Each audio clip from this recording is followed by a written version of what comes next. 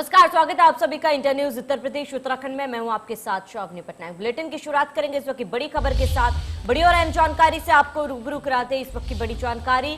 संकट में उत्तराखंड की तीरथ सरकार, बड़ी जानकारी इस वक्त की आपको बता रहे। बीजेपी बदल सकती है उत्तराखंड का सीएम, इस वक्त की बड़ी जानकारी। दिल्ली दौरे पर सीएम तीरथ, आज उनके दौरे का तीसरा दिन है और ऐसे में मंत्री सतपाल महाराज और धन सिंह भी दिल्ली में फिलहाल मौजूद है। केंद्रीय मंत्री बन सकते हैं तीरथ सिंह रावत, बड़ी जानकारी इस वक्त की आपको बता रहे हैं। जहां पर फिर एक बार उत्तराखंड में संकट मंडरा रहा है, जहां पर सीएम को बदला जा सकता है। तो संकट में उत्तराखंड की तीरथ सरकार है, फिर एक बार उत्तराखंड में नेतृत्व जो है बदला जा सकता है। बीजेपी बदल सकती है उत्तराखंड का सीएम। दिल्ली दौरे पर सीएम तीरथ सिंह रावत है, आज उनके दौरे का तीसरा दिन है। बड़ी जानकारी इस वक्त की।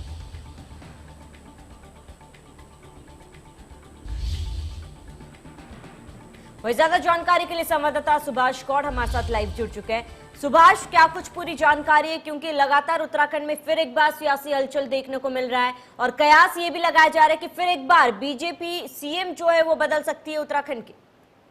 जी बिल्कुल, लगातार जिस तरीके से पिछले दिनों उत्तराखंड की राजनीति एक बार फिर से गरमाई थी और अभी कहा जा सकता है कि मुख्यमंत्री के चेहरे पर एक बार फिर से संशय किया जा रहा है और उम्मीद ये लगाई जा रही है कि फिर से एक बार मुख्यमंत्री बदला जा सकता है, क्योंकि जिस तरीके से पिछले 3 दिनों से तीरथ सिंह रावत दिल्ली में मौजूद है और कल जिस तरीके से देर रात्रि में अमित शाह और जेपी नड्डा जो कि भाजपा के अध्यक्ष हैं उनसे उनकी मुलाकात जरूर हुई है, लेकिन उसके बावजूद भी वो देहरादून वापस नहीं लौटे हैं, दिल्ली में ही डटे हुए हैं। तो कहा जा सकता है कि कुछ ना कुछ गड़बड़ जरूर लग रही है इसको देखते हुए।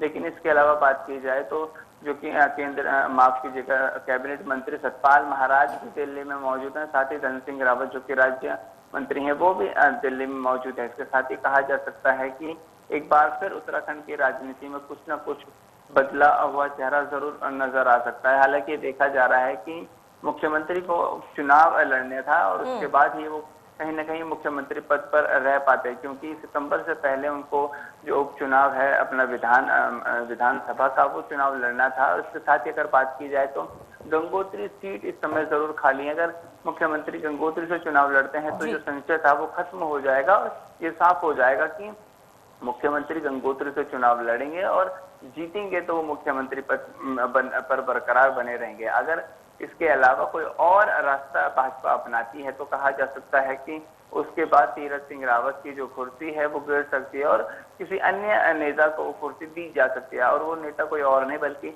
विधायकों में से किसी को बनाया जाएगा, क्योंकि अब इतना समय बचा नहीं है कि जो उपचुनाव है मुख्यमंत्री के लिए कराए जाए। लेकिन यह जरूर है कि जो पहले से ही विधायक हों उनमें से किसी को मुख्यमंत्री बना दिया जाए और 2022 के जो चुनाव है उस चुनाव से पहले ये कहा जा सकता है कि उत्तराखंड में फिर एक बार भाजपा अपना मुख्यमंत्री बदल सकता है। लेकिन बड़ी चीज ये भी है कि कई अन्य चुनौतियां भी इस बीच में सामने खड़ी हो रही हैं। चाहे बात की कर ली जाए त्रिवेंद्र सिंह रावत जो कि अपने 4 साल का कार्यकाल पूरा करने वाले ही थे, उससे पहले उनको उनके पद से हटा दिया गया था और तीरथ सिंह रावत को नए मुख्यमंत्री के तौर पर उत्तराखंड भेजा गया था। लेकिन बावजूद उसके अब कई अड़चने ऐसी भी आ रही है कि आखिरकार निर्वाचन आयोग जो उपचुनाव है वो कब कराता है और इसकी जो तय सीमा है वो लगभग खत्म होने वाली है। यानी कि कहा जा सकता है कि अगले माह 7 तारीख से पहले जो सीमा है वो खत्म होनी है।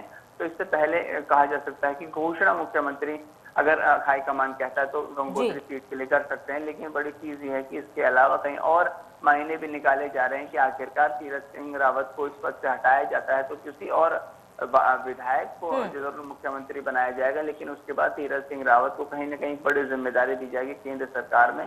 तो कहा जा सकता है कि चुनौतियां बहुत है, बदलाव बहुत है, लेकिन ये देखना होगा कि जब तीरथ सिंह रावत वापस देहरादून पहुंचते हैं उसके बाद ये सारी तस्वीरें साफ हो पाएंगी कि आखिरकार अगला रणनीति क्या है भाजपा की। जी बिल्कुल सुभाष, क्या लगता है अगर ऐसा कुछ होता है तो अगला सीएम कौन हो सकता है उत्तराखंड का?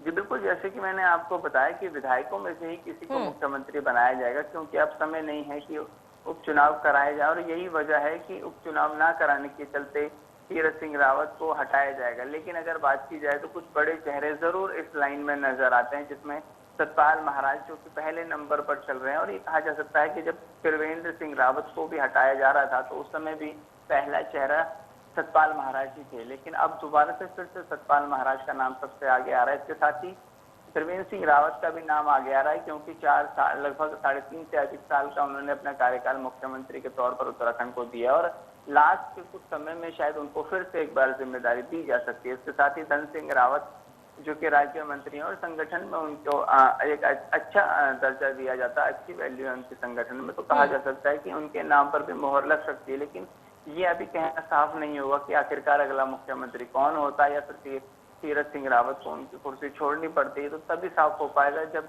तीरथ सिंह रावत देहरादून पहुंचेंगे और धीरे धीरे जो तस्वीरें हैं वो साफ हो पाएंगी। जी बिल्कुल, तमाम जानकारी के लिए सुभाष हमारे साथ जुड़ने के लिए आपका बहुत बहुत शुक्रिया।